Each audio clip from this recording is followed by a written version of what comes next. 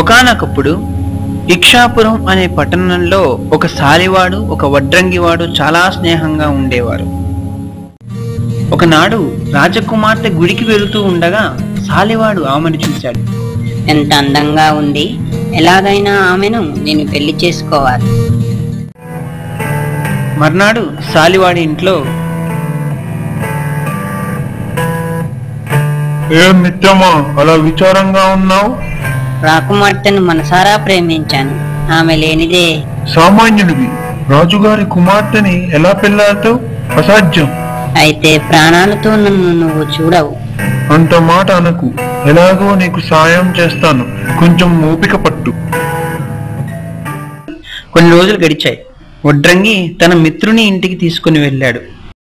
ఇదిగో చూడు, ఈ మరపక్షి నీకే, గరుడ వాహనంలా ఉంటుంది. దీన్ని ఏం చెయ్యను? విష్ణుమూర్తి వేషం వేసుకొని ఈ గరుడ వాహనం మీద అంతఃపురానికి వెళ్ళు. మిత్రమా, నీ రుణం ఎలా తీర్చుకోను? ఆ మరునాడే విష్ణు వేషంలో సాలివాడు గరుడ వాహనం మీద బయలుదేరాడు. నేను కలగంటున్నానా లేక నిజమేనా? సాలివాడు కోటపైన దిగాడు. ఆహా, ఏమి నా భాగ్యం స్వామి! మీకేం కావాలి? సెలవివ్వండి. నువ్వే. నేనా? అవును, నువ్వెప్పుడూ నా ప్రియురాలివే.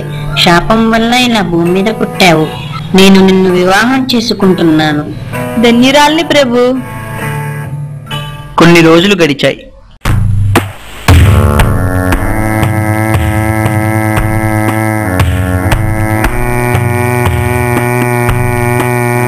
మహారాజా, 2 దినములకు ఒకసారి మన కోట మీద నుంచి ఎవరో గరుడ వాహనంలోంచి వెళుతున్నారు మహారాజా, అది కూడా రాణి మందిరంలోకి. ఆ ద్రోహి ఎవరో వెంటనే తెలుసుకో, వాణ్ణి చిత్రవద చేయిస్తాను. రాజు వెంటనే రాణితో ఈ విషయం చెప్పాడు.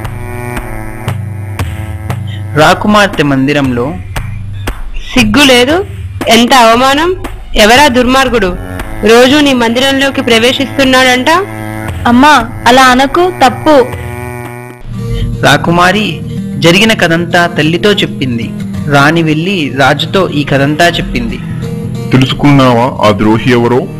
మహారాజా, ఆ వ్యక్తి ఎవరో కాదు, సాక్షాత్తు శ్రీ మహావిష్ణువే. మరికొన్ని రోజులకి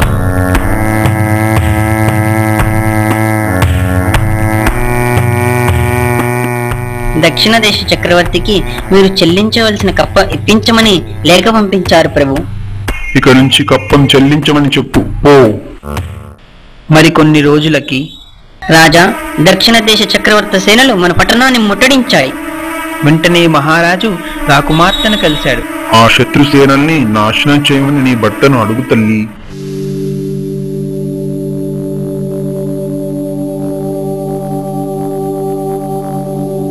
తన తండ్రి కోరికను రాకుమారి భర్తతో చెప్పింది.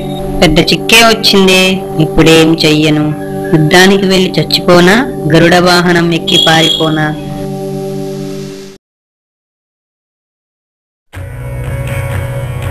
ఈ దొంగ విష్ణువు గురించి దేవలోకంలో ఉన్న నిజం విష్ణువుకి తెలిసింది. మానవుడి చేతిలో మరణించాడన్న అపనింద రాకుండా చెయ్యాలని నిజం విష్ణువు అనుకున్నాడు.